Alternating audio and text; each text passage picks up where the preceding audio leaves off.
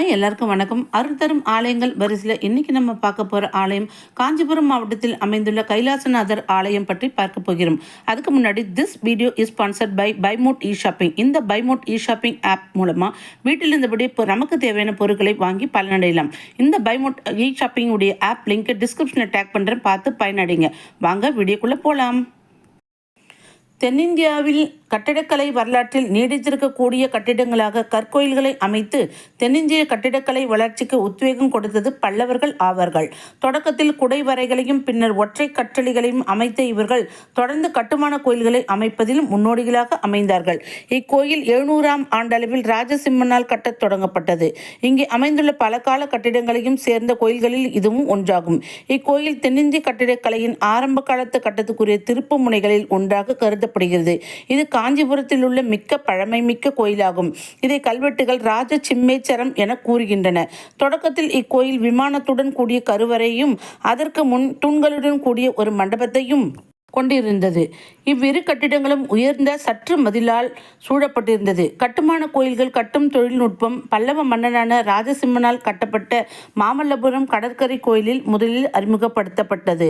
அது பாறையை செதுக்கி உருவாக்கப்பட்ட கோயிலாகும். இதைத் தொடர்ந்து கட்டப்பட்ட இக்கோயில் சிற்ப கலையழகு வாய்ந்ததாகும். தான் மட்டுமின்றி தன் மகனையும் தன் மனைவியும் கூட இந்த கட்டிடப் பணியில் ராஜசிம்மன் ஈடுபடுத்தியுள்ளார். 14ஆம் நூற்றாண்டில் விஜயநகர பேரரசின் காலத்தில் இக்கோயில் மீண்டும் சிறப்பு பெற்றது. கருவறையில் 16 பக்க சிவலிங்கம் கருப்பு கிரானைட் கற்களால் வடிவமைக்கப்பட்டுள்ளது. பிரதான சன்னதியில் சுவர்களுக்குள் அமைந்துள்ள பாதபாண்டா அஸ்திஸ்தானம் அல்லது பிரதான பீடம் தெய்வீகத்தை பாதுகாப்பதற்காக வடிவமைக்கப்பட்ட தெய்வங்களின் அற்புதமாக செதுக்கப்பட்ட உருவங்கள் மற்றும் செதுக்கப்பட்ட நந்தி ஆகியவற்றை கொண்டுள்ளது. பிரதான சன்னதியின் வெளிப்புற சுவர்கள் ஒவ்வொரு முகத்திலும் வெவ்வேறு தெய்வங்களின் பல சிற்பங்கள் உள்ளன. பாரம்பரிய திராவிட கட்டிடக்கலையின் மிகச்சிறந்த எடுத்துக்காட்டுகளின் ஒன்றான இந்த கோயில் ஒப்பிட முடியாத வசீகரத்தையும் நேர்த்தியையும் வெளிப்படுத்துகிறது. இந்த பழமையான பல்லவர் கால கோயில் கிபி 700இல் 2ஆம் நரசிம்மவர்மனால் கட்டப்பட்டுள்ளது. இந்த கோயில் கட்டிடக்கலையின் உச்சக்கட்ட நுணுக்கங்களுடன் செதுக்கப்பட்ட வானளவு புகழ்பெற்ற இந்த கோயிலில் தமிழ்நாட்டில் ஆரம்பகால சுவரோவிய கலைப்படைப்புகள் உள்ளன. கோயிலின் சுவர்களில் அமைந்துள்ள பல கல்வெட்டுகள் ஆதிகால எழுத்துக்களில் பொறிக்கப்பட்டு உள்ளன. அவை கல்வெட்டு ஆராய்ச்சிகளுக்கு முக்கியத்துவம் வாய்ந்ததாக நிரூபிக்கப்பட்டு பிராந்திய வரலாறு மற்றும் மரபுகள் பற்றி ஆய்வும் இதில் அடங்கும். இக்கோயில் மணற்கற்களால் ஆனது, எனவே உள்ளூரில் மணல் கோயில் என்று அழைக்கப்படுகிறது. அஸ்திவாரங்கள் கிரானைட் கற்களால் ஆனவை.